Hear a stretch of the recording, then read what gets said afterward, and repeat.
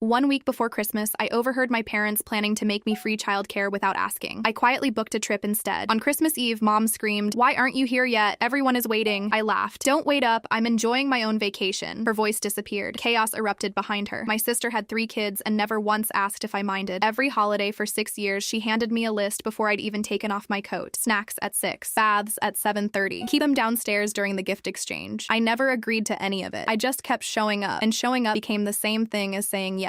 It hadn't started as an arrangement. It had started as a favor. The year the oldest was still in diapers, and my sister's husband had the flu bad enough that he couldn't be trusted near a stove. I said yes because it was one afternoon and because that's what you do. Nobody sat me down afterward and asked if I'd mind doing it again. Somewhere between that first afternoon and the following December, it had simply become mine. The way a coat left on a hook long enough starts to look like it lives there. 2 years ago, I missed a call that would have changed the shape of my whole career. I was 3 weeks into studying for a licensing exam that only ran twice a year, sitting on a basement floor with a paper plate of cold food while everyone else ate upstairs, when my phone buzzed with a number I didn't recognize. I let it go because a 5-year-old needed help finding her shoes and a 7-year-old was crying about a movie nobody would put on. By the time I called back the next morning, the recruiter told me the position had already gone to someone else. My sister said I was being dramatic when I mentioned it. My mother said work opportunities came and went, but family memories were the kind of thing you couldn't get back. I have never been sure which memory she meant, since the one that stayed with me wasn't the noise or the cold food. It was standing at the bottom of the stairs and realizing that nobody up there had noticed I was gone. I studied anyway, on my own time, in stolen hours before work, and after everyone else had given up on the day. I had a second exam scheduled for early January, the kind that only came around when the testing board decided to offer it, and I had built my last few months around the idea that this time nothing would eat into the hours I needed. I hadn't told my family the exam existed. Explaining it would have meant admitting I had a life running on a schedule of its own, and I had learned that admitting that only ever got the schedule rearranged around them instead. This year, I walked past the kitchen on my way to grab my coat and heard my mother on the phone with the venue, her voice light in the particular way that meant she was spending money she considered already accounted for. "Don't worry about a sitter," she said. "She always handles it." My father, somewhere behind her, unloading grocery bags from a trip I hadn't been asked to make, called out that it saved a fortune. Neither of them lowered their voice. Neither of them seemed to think there was any reason to. Nobody had asked me a single thing. Not that morning, not that week, not in the 6 years since the first afternoon I'd said yes to a favor and never gotten the chance to say no to what it became. They had built the entire day around the assumption that I would disappear into a basement with someone else's children while they ate at a hotel restaurant with white tablecloths and a bill somebody else would eventually cover. I stood in the hallway with my coat half on and felt something shift that I didn't have a name for yet, something that had been loosening for longer than I wanted to admit. Then I went out to my car, because staying in that hallway another minute meant either saying something I wasn't ready to say or swallowing it the way I always had, and for the first time in a long time, neither option felt like the only one available to me. I sat there with the engine off and my hands in my lap, watching my breath fog against the windshield, and thought about my father's voice saying it saved a fortune like I was a coupon he'd found in a drawer. I thought about the exam in January, the one nobody in that house knew existed, and how easily this same December had already once cost me something I couldn't get back. I didn't cry. I didn't call anyone to vent. I just sat there in the cold long enough for my hands to stop being warm, and somewhere in that stretch of quiet, something that had been building for 6 years finally found its shape. I'd been invited on a trip 3 weeks earlier. A friend from college had rented a place near the coast in Florida with 2 other women from our old circle, and one seat had opened up after someone dropped out at the last minute. At the time, I'd told her Christmas was complicated. That was the word I always reached for when I didn't want to explain that my family treated my time like a shared resource nobody had to request, the way you don't ask permission to use a public bench. She hadn't pushed. She'd just said the offer would stay open until the fare jumped, and left it there. I remembered thinking, at the time, that it was a kind thing to do, leaving a door unlocked without making a show of it. Sitting in my car outside my parents' house, I thought about something else too, something I hadn't turned over in a long time. Back in October, I'd been at my sister's house dropping off a birthday gift for the youngest, and her phone had lit up on the counter with a notification from some scheduling app, a confirmation for something dated the week of Christmas. I hadn't thought much of it at the time. She'd glanced at it, turned the screen face down without reading it out loud, and said something vague about having already handled things for the holiday. Don't worry about it. I remembered being faintly relieved, thinking maybe this was the year she'd finally arranged something that didn't run through me. I hadn't asked what it was. She hadn't offered. The moment passed the way most moments in that house did, folded into the general noise of children and dishes, and someone's phone always buzzing with something. I hadn't thought about it again until right then, in the cold, turning the pieces over without quite knowing what they added up to. Whatever she'd handled in October clearly wasn't on anyone's calendar now. My name was. I opened the message thread with my friend and asked if the seat was still open. It was, but the fare would increase at midnight. I booked it before I could talk myself out of it, before the old reflex could kick in, the one that always found a way to make my plans smaller so somebody else's could stay exactly the size they wanted. My friend asked if I was going to tell my family. I looked through the windshield at my parents' kitchen window, glowing yellow against the dark, where they'd spent weeks making plans that involved me without once including me in the planning. I told her I'd meet her her at the airport on Christmas Eve and that for once they could learn about it the same way I always did, secondhand and after the fact. I drove home and didn't sleep much. My father was flying back the next evening from a business trip he'd extended by a few days to visit his brother, and somewhere in an earlier version of this Christmas, before I'd made my decision, I'd apparently also been the one slated to collect him from the airport, an arrangement I only knew about because my mother had mentioned it in passing weeks ago, the same offhand way she mentioned most things she expected of me, as though naming it and assigning it were the same act. Over the next few days, the family group chat filled in the shape of what they'd built. My sister posted a schedule with times running down the left side like a shift roster, arrival, meals, gift exchange, the adults' dinner reservation, and beside nearly every block that touched the children, someone had typed my name. One line read that I would handle dinner and bedtime. Another blocked out 4 hours on Christmas morning while the adults slept in, with my name sitting under it like a fact of nature nobody thought required a vote. My mother replied to the whole thing with 3 heart emojis. My father wrote that it would save them a fortune, the same words he'd used in the kitchen, as if repetition made it truer. Nobody asked whether the plan worked for me. I read every message twice and said nothing, because for the first time, the silence wasn't me swallowing something. It was me watching them build a day around a person who had already quietly left the blueprint. On the 23rd, my sister texted the group a photo of a color-coded itinerary that looked like something built for a corporate retreat rather than a family holiday. Arrival times, meal assignments, gift exchange, adults' dinner at the hotel. Under my name, in the block reserved for Christmas evening, it read, handles dinner plus bedtime. Keep kids down during exchange. My mother didn't comment on it at all this time, which somehow felt worse than the enthusiasm had. My father replied that he couldn't wait. I saved a screenshot, closed the app, and went back to folding laundry like nothing in that message had been aimed at me at all. My aunt, who rarely said much in the group chat beyond holiday greetings and the occasional recipe link, sent a single message an hour later asking whether the sitter situation had been sorted out for the little ones this year, given how busy everyone would be. My sister replied instantly that it was handled, don't worry, and moved the conversation along before anyone could ask what handled meant. I noticed the exchange and let it go without a second thought, registering only, briefly, that my aunt had asked the one question nobody else in that family seemed interested in answering honestly. That night, my sister called, and for a second, hearing her voice instead of reading her texts, I almost told her everything. I almost said I wasn't coming, that I'd booked a flight, that this year would be different, just to give her time to fix whatever she needed to fix before it became a public collapse. Instead, she got there first. Mom says you've been weird lately, she said, before I'd even said hello properly. Don't start drama this year, okay? We all just need a relaxing holiday. I asked her what she meant by weird. I don't know. Distant. Short with people. Look, I just need you to confirm you're good for Christmas Eve through brunch. That's it. That's all I'm asking. She wanted relaxation so badly that she had built 20 unpaid hours into her plan to get it, and packaged the request as though asking me to confirm a burden I'd never agreed to carry counted as asking permission. You should confirm every part of this with the people actually involved, I told her, choosing my words carefully, watching to see if she'd hear what I wasn't quite saying yet. You are involved, she said, a little sharper now. Your family. I didn't answer that. Nothing I could have said in that moment would have landed the way I needed it to. Not yet. Not over the phone with her already annoyed and me not yet ready to say the thing out loud. I told her I had to go and ended the call, and I sat with my phone in my hand for a long time afterward, turning her words over. Your family. Like it was a job description. Like it came with an unwritten clause that made every other explanation unnecessary. I turned off my phone's location sharing that night. It felt smaller than it was, an old habit dressed up as a precaution, but it was the first thing I did that belonged entirely to my own plan, rather than a reaction to someone else's. I packed a bag with the kind of care I hadn't put into packing in years, a swimsuit, comfortable shoes, one decent outfit for dinner somewhere that wasn't a basement, sunscreen, and my study materials for the January exam, because Florida mornings would give me the quiet I hadn't had in months. I'd bought the children's gifts back in November, before any of this had a shape, small things they'd actually wanted. A book, a set of markers, a stuffed animal the youngest had been asking for since summer. I didn't want anyone able to say later that I'd punished 3 kids for something that had never once been their decision to make. I drove to the post office 2 days before Christmas and mailed each gift separately, in its own box, with a card and no note explaining anything, because I didn't owe anyone an explanation delivered in advance. My absence would speak for itself soon enough, and I wanted there to be no story anyone could tell about withheld presents to blur what the actual withholding had been. On my way home, I passed my sister's house and saw her husband loading something into the trunk of their car, a stack of what looked like garment bags, dry cleaning maybe, or something new. He waved without really looking at me, distracted, the way people wave at neighbors rather than family, and I didn't stop to ask what any of it was for. I had no way of knowing yet that I'd think about that stack of garment bags again in a few days, turning it over the same way I'd turned over my aunt's ignored question, except by then I'd finally understand what both of them had actually been pointing at. My mother called late on the night of the 23rd, after I'd already laid my suitcase open on the bed and started arranging things into it with the kind of methodical calm that comes right before a decision you're trying not to examine too closely. Her voice, when I picked up, sounded different than it had in weeks, softer, almost apologetic. I've been thinking, she said, and I know the schedule your sister put together is a lot. What if you just did breakfast and then you were free for the rest of the day? We could figure out the evening some other way. For a moment, something in my chest actually loosened. It was such a small thing to offer. 4 or 5 hours instead of the better part of of a day, and it came wrapped in a tone I hadn't heard aimed at me in longer than I wanted to admit. Something that almost sounded like she'd noticed I existed as more than a fixture in someone else's plans. That would help, I heard myself say, and I meant it. And for a few seconds, I let myself imagine calling my friend back and saying I could still make it work, that I'd fly out a day later, that this could all resolve itself quietly without anyone having to hear the word Florida out loud. Good, my mother said, already moving faster now, already past the offer and into the next thing. Because your sister really does need someone there for the morning rush. And if you're only doing breakfast, that frees me up to help her with the dinner reservation instead of trying to do both. I sat very still on the edge of the bed with one shoe in my hand. Wait, I said, so I'm still coming. Well, yes, just for less of the day. I thought that's what we were talking about. I understood all at once and with a kind of clarity that almost embarrassed me that nothing had actually been offered. She hadn't asked whether I wanted to be there at all. She hadn't asked whether 4 hours worked better for me than none, only better than 8. She had taken an amount she'd already decided I owed and repackaged a smaller version of the same debt as a concession. And for a handful of seconds, I had been so grateful for the smaller number that I'd almost missed that the real number, the one that mattered, the one that should have been 0 unless I said otherwise, had never been part of the conversation at all. I already have plans that morning, I said, which wasn't a lie, just not the whole truth yet either. What plans? It's Christmas morning. Plans, I said again, and let the silence stretch until she filled it with something about how she didn't understand why everyone was being so difficult this year, how she'd only been trying to help, how she didn't know why trying to help never seemed to be enough for anyone anymore. I ended the call before the conversation could fold back into the shape it always eventually found, the one where I ended up apologizing for noticing what had just happened. The shoe was still in my hand. I set it down finally and pressed the heels of my palms against my eyes, letting the shape of what had just occurred settle. Breakfast instead of the full day had sounded, for about 10 seconds, like being seen. It took those 10 seconds and the silence that followed them to understand it had never been an offer at all, only a smaller cage with the door painted to look open. I finished packing. I didn't call my friend to say I was staying. I didn't text my mother back to renegotiate the 4 hours down to 2 or up to 6 or anywhere else along a scale that assumed my presence was the only variable ever on the table. I zipped the suitcase, set it by the door, and went to bed with my alarm set for 5, feeling something that wasn't quite confidence yet, but wasn't the old reflexive guilt either. Something more like the quiet, uncertain steadiness of a person who has just watched a very familiar trick fail to work on her. Christmas Eve morning began at 5 with an alarm I'd set specifically so I wouldn't have to rush, and then immediately with 2 calls from my mother that arrived before I'd even swung my legs out of bed. I let both go to voicemail while I showered and dressed in the dark, moving through my apartment quietly, as though the walls themselves might report back on what I was doing. The first message was practical, something about traffic being heavy this early and how I should leave with plenty of time to spare. The second was sharper, reminding me that my sister needed me there by 9:30 sharp, that there was no room to be late today of all days. I carried my suitcase downstairs and got into a car I'd booked the night before, one that was headed to the airport instead of to my parents' driveway. The driver, a middle-aged man with a travel mug wedged into the console, asked if I was headed home for the holidays. I looked at the airport glowing on his dashboard screen and told him something close enough to true, that I was headed somewhere warm, and left it at that. He didn't push. Strangers rarely do. By 7:30, the family group chat had already come fully alive, the way it always did once enough people were awake and irritated to start typing at each other in real time. My father wanted to know who had moved the folding beds out of the hallway closet. My sister posted that one of the kids had opened a wrapped gift early and now the whole morning schedule would need adjusting. My mother tagged me directly. Please answer. We need to coordinate. The word landing strangely given that in 6 years there had never once been any coordinating, only assigning, only the quiet daily accumulation of tasks that arrived already finished, already mine, long before anyone thought to ask. I didn't answer. I watched the airport signs pass outside the window instead, the long stretch of gray highway giving way to terminal drop-offs and idling cars, and felt the particular stillness of a decision that had already been made settling over everything else. At the gate, with my boarding pass already pulled up and 40 minutes still standing between me and takeoff, my phone rang. My sister skipping hello entirely, her voice already moving at the speed of someone who expected an immediate, correctable answer. Where are you? I need to leave in 15 minutes and you're not answering the door. I'm at the airport, I told her. There was a pause just long enough for me to picture her face doing the thing it did when she decided something couldn't possibly be true and was waiting for the joke to reveal itself. Then a short laugh. Very funny. Which terminal is Dad landing at? I can swing by after I drop the kids. I'm flying to Florida, I said. Her voice changed instantly, climbing into something sharp and disbelieving that I recognized from a dozen smaller versions of this same argument over the years, though never one this size. She said I was abandoning the family. She said I was ruining the day for children who hadn't done anything wrong. She said I was acting like a teenager throwing a tantrum at the worst possible moment, and I let her get all the way through it, my free hand pressed flat against the cold window glass, before I asked the only question that actually mattered. When did I agree to any of this? Everyone knew you always did it, she said, like habit and consent had ever once been the same word in any language either of us spoke. Habit isn't an agreement, I told her. She lowered her voice then, dropping into the register she must have believed would finally land the way she needed it to. The one she probably thought was reasonable, even kind. You don't have a husband, you don't have kids of your own, your time isn't as complicated as ours. I had heard versions of that belief aimed at me for years, always dressed in softer language, always implied rather than stated, so I could never quite call it out without sounding like I was overreacting to nothing. This was the first time anyone in my family had said it to me plainly, out loud, as though it were simply a fact about the world rather than the exact thing that had let them spend 6 years treating my calendar like public property. Then it should be easy for you to replace something you've always said has no value, I said, and I hung up before she could answer, because there wasn't an answer that was going to make either of us feel better, and I was done waiting around for one. My mother called almost immediately after, before I'd even had time to lower my hand from the window glass. Her voice when I answered was different from my sister's, quieter, still hopeful, still certain that if she just explained herself clearly enough, calmly enough, I would understand and turn around and come home the way she was used to me doing. "Sweetheart, I think there's been some kind of confusion," she said, each word measured, careful, the tone she used when she wanted to sound like the reasonable one in a room that hadn't yet finished falling apart. "If you can still make the 2 o'clock light instead, we can just pretend this whole morning never happened. No harm done. I'll even come pick you up myself." For one strange, suspended second, I almost believed her. I almost believed there was a version of the next few hours where I quietly reversed course, caught a later flight, and let the whole thing dissolve into an anecdote nobody would bring up again after a year or two, the way families do with the disasters they'd rather not examine too closely. Then, behind her, I heard the actual shape of the morning she was standing inside of, a child crying somewhere close to the phone, high and frustrated, something about shoes that couldn't be found. My father's voice, raised, demanding to know why the caterer had shown up 2 full hours ahead of schedule when nobody was even dressed yet. Someone, maybe my sister, snapping at someone else to just deal with it, and underneath all of it, a low, steady hum of the exact chaos that 6 years of quiet, unpaid, unacknowledged labor had always been keeping at bay without anyone in that house ever once saying thank you for the keeping. She hadn't called to apologize. I understood that now, standing at the gate with boarding about to begin. She had called to see whether the confusion, as she kept calling it, could still be quietly corrected before anyone outside the immediate chaos noticed I was gone, before a single relative had to ask an inconvenient question about why the woman who always handled it suddenly wasn't handling anything at all. "I already boarded," I lied, because it was almost true, because in 9 minutes it would be true, and because I didn't owe her a version of the timeline calibrated to keep her comfortable for even a few more minutes. "You what? You cannot possibly—" She caught herself before finishing whatever sentence had been about to leave her mouth, but I heard the shape of it anyway, the same shape it had always taken. "You cannot possibly do this to us. Not you cannot possibly want to spend your own holiday somewhere warm and quiet. Not you cannot possibly need a single Christmas that belonged only to you. Always us, always the family, always the version of the story where my absence was an act of violence rather than the simple, overdue withdrawal of something I'd never agreed to give in the first place." The line went quiet for a beat, and I could hear her pulling in a breath, gathering herself for whatever came next. When it came, it wasn't calm anymore. Whatever composure she'd walked into the call with had burned off completely, replaced by something raw and furious that I'd rarely heard from her in my whole life. "Why aren't you here yet?" she screamed, no longer bothering to modulate anything, the words cracking halfway through. "Everyone is waiting." I looked at the gate agent starting to gather boarding passes at the podium a few feet away, at the gray tarmac beyond the window, at my own reflection faint and steady in the glass, and I felt something in me go very quiet and very calm, the exact opposite of the noise pouring out of the phone against my ear. "Don't wait up," I said. "I'm enjoying my own vacation." There was nothing on the line for a full second, not even breathing, as though the words had physically knocked something loose in her. Then it broke completely. Chaos flooding through the speaker all at once, plates or glasses striking a hard surface somewhere close by, my father's voice rising to ask whether the hotel deposit was even refundable at this point, my sister's voice cutting through everyone else's demanding to know who exactly had done this, as though I were a weather event rather than a person who had simply, finally, stopped agreeing to something she'd never actually agreed to in the first place. I stood there at the gate and let it happen without me, listening to 6 years of unpaid, unspoken labor come due all at once in a kitchen 300 miles away, and felt something loosen in my chest that had been clenched shut since I was young enough to have been handed my very first list before I'd even gotten my coat all the way off. Then the gate agent called my boarding group over the intercom, and I put the phone away without waiting to hear whether my mother said anything else, and I got in line. The flight was 3 hours of a strange, weightless calm I hadn't expected. I didn't check my phone once, not out of any deliberate effort, but because there was genuinely nothing left that needed checking. Nobody needed me to find shoes or referee an argument about a movie. Nobody needed me at all, and instead of the old familiar guilt that usually came stapled to that realization, there was just quiet and the low hum of the engines and a window full of clouds lit gold by a sun I hadn't planned my whole day around avoiding for once. When we landed, I turned my phone back on somewhere between the jet bridge and baggage claim, and it lit up almost immediately with a number that kept climbing as messages poured in. 40, then 50, then more than I wanted to count, standing in a crowded terminal with my friend already waving at me from near the exit. I didn't read through them there. I let the phone buzz itself quiet in my coat pocket while we found the rental car, while the Florida air hit us thick and warm the moment the sliding doors opened, while my friend hugged me and asked how I was holding up. And I told her honestly that I didn't entirely know yet, that some part of me was still braced for the version of this where it turned out none of it it had actually happened. It wasn't until we were most of the way to the house, salt air coming through a cracked window, palm trees strobing past in the last of the daylight, that I finally opened the family group chat and started scrolling. The thread had split into what looked like 3 separate arguments happening at once, layered on top of each other with no one bothering to wait for a reply before typing the next accusation. My parents insisted, repeatedly, that I had canceled at the last minute with no warning, as though 6 years of silent obligation and 3 days of an openly posted schedule with my name stapled to it counted as no warning. My sister claimed, in a separate thread with my mother, that had apparently been screenshotted and forwarded by someone who didn't appreciate being left out of it, that I had privately promised her weeks ago that I'd be there, a promise that existed nowhere except in her own retelling. Several relatives, my Aunt Chief among them, kept asking the same simple question over and over. Can someone just show me the message where she actually agreed to this? Nobody could produce one because it had never existed. My aunt had also, sometime in the last hour, reposted the original color-coded itinerary alongside a message of her own, short and pointed in a way I hadn't expected from someone who usually stayed quiet at the edges of family arguments. This isn't a holiday plan, she'd written. This is a work roster with someone's name filled in without her signature. A cousin I rarely spoke to had chimed in underneath that, asking bluntly whether anyone had ever actually offered to pay me for any of this, and the question sat there in the thread, unanswered, glaringly unanswered, for long enough that its silence became its own kind of answer. The center of the collapse, as far as I could tell from the fragments coming through, was the dinner reservation itself. My father had booked a private room at the hotel restaurant months earlier to impress 2 relatives flying in from out of state, and the deposit was non-refundable, which meant canceling on Christmas Eve afternoon would mean losing the full amount outright. My sister refused to stay home and miss it, citing a new dress and months of planning. My mother argued that, as the grandmother, she'd already done more than her share of childcare over the years, and shouldn't be the one expected to give up her evening now. My father insisted that, as the host, missing his own dinner wasn't an option either. 3 adults who had spent years treating my presence as a given were now being forced to sit with the actual weight of the thing they'd always assumed someone else would carry, and watching them scramble to figure out whose evening mattered least was such an exact, almost funny kind of justice that I didn't feel the need to add a single word of my own to the thread. Underneath all of it, in a smaller side conversation I almost missed, my sister's husband had asked, quietly, whether anyone had actually called an emergency agency yet, because at this rate they were going to run out of afternoon before anyone solved anything. Nobody answered him directly, but 20 minutes later my father posted that he'd found a service that could send 2 caregivers same day for a holiday rate, transportation charge, and booking fee that together came to nearly $2,000, and that he expected my sister and her husband to cover half. My sister's reply arrived almost instantly, sharp and defensive in a way that read like she was protecting something specific rather than simply annoyed at the cost. "That's ridiculous," she wrote. "We already paid for childcare this year. Ask her why that fell through." I read that line twice, standing in my friend's kitchen with my suitcase still by the door, salt breeze coming through an open window, and felt the whole shape of the last 3 weeks tilt slightly. The way a photograph looks different once you notice something small in the corner you'd missed the first 10 times you looked at it. We already paid for childcare this year. I had never once, in 6 years, been anyone's backup plan. I had always been the plan. And now, apparently, for one strange sentence typed in anger, I had briefly been something else entirely. A fallback for an arrangement I hadn't known existed until the exact moment it started coming apart. My aunt called me directly about 20 minutes later, her voice steady in a way that told me she hadn't called to yell. "I offered to help your sister get the emergency booking sorted," she said, "since I've used that same agency before for my own grandkids. I logged into the account to check availability, and there's something you should probably see before anyone else tries to tell you a different version of it." She sent me a screenshot while we were still on the phone, and I opened it standing barefoot on my friend's back porch with the ocean somewhere dark and close beyond the yard. It was a booking confirmation dated the 2nd week of November, 6 full weeks before Christmas, for a full day of care on exactly the date we were all currently tearing each other apart over. Beneath it, a cancellation notice, time-stamped 3 weeks before Christmas, the same week my sister's color-coded itinerary had first appeared in the family chat, with my name typed into every block that used to belong to a stranger she'd already paid to do this job. The booking had been made in November and canceled 19 days before Christmas, and a partial refund of the deposit had gone back to the card on file the same afternoon. My aunt didn't say anything else for a moment, letting the numbers sit there and do the talking neither of us particularly wanted to do out loud. Then she said quietly that she'd asked one more question while she had the representative on the line, mostly out of her own disbelief, and the woman had confirmed without any prompting that the cancellation had come with a note on the account, something about the client saying she'd found a family member to cover it instead, free of charge. I sat down on the porch steps with the phone still against my ear and thought about the stack of garment bags I'd seen going into the trunk of my sister's car 2 days before Christmas, the ones I hadn't stopped to ask about because it hadn't seemed like my business at the time. I thought about my sister replying to our aunt back in December, instantly and a little too smoothly, that the sitter situation was handled, don't worry about it. The same phrase she'd used months earlier in her own kitchen when a notification lit up her phone and she turned the screen face down before I could read what it said. She hadn't forgotten to arrange care for her children this Christmas. She had arranged it properly, months in advance, the way a person does when they actually intend to pay someone what their time is worth. Then she had canceled it the moment she understood there was a cheaper option sitting right there in the family, one that had never once said no in 6 years, and therefore, in her calculation, probably never would. The deposit that came back to her card that same afternoon covered, almost to the dollar according to the receipt my aunt forwarded next, both the new dress and her half of the non-refundable deposit on the hotel dinner she'd refused only hours ago to give up under any circumstances. She hadn't assumed I'd be free. She had made sure of it, quietly, in a transaction that had nothing to do with me at all until the exact moment she needed it to. My aunt forwarded the screenshots to the full family chat a few minutes later with a single line above them. I think everyone deserves to see when this booking was actually made and canceled and why. My father was the first to respond, and not to the screenshots at all. He wrote that this wasn't the time to be digging through old receipts, that everyone needed to focus on getting through the evening, that we could sort out who did what after the holiday was over. It was such a familiar instinct, protecting the surface of the day over the truth sitting underneath it, that I almost laughed out loud on my friend's dark porch, alone, with nobody there to share the joke. My mother's response came a minute later, and it wasn't a defense of my sister so much as a quiet, almost involuntary admission of her own. She wrote that she'd always assumed the sitter fell through on its own, that nobody had ever told her it had been booked and paid for in the first place, and that if she'd known, she would have said something. Whether that was true or simply the version of herself she needed to believe in that moment, I couldn't say. For the first time all year, deciding that wasn't my job at all. Two more relatives asked, almost simultaneously, why a booking that specific would ever be described as falling through, rather than being deliberately ended, and neither my mother nor my father answered that particular question. The thread went quiet after that in a way it hadn't managed to all day. No new messages for almost 10 full minutes. The kind of silence that only happens when a room full of people are all reading the same thing at the same time, and none of them know yet who's going to speak first, or who's going to be left holding the part of the story nobody else wants. My sister's husband was the one who finally did. Not to me, and not really to the group either. He wrote 4 words into the chat addressed to no one and everyone at once. Did you know this? My sister didn't answer him. She didn't answer anyone. The itinerary she'd built with such careful color coding, the one that had assigned my evenings and mornings without a single question mark anywhere on it, sat frozen at the top of the thread above a silence that said more than any apology she might have eventually managed to type. I looked out at the dark water past the porch railing, warm air moving through the palms overhead, my own reflection faint in the sliding glass door behind me, and I didn't feel the triumph I might have expected to feel. I felt something quieter and heavier than that, the particular stillness of finally having proof, real and dated and impossible to argue with, that I had never been an assumption at all. I had been a line item, budgeted and paid for out of somebody else's convenience the whole time, and nobody had ever once planned to tell me.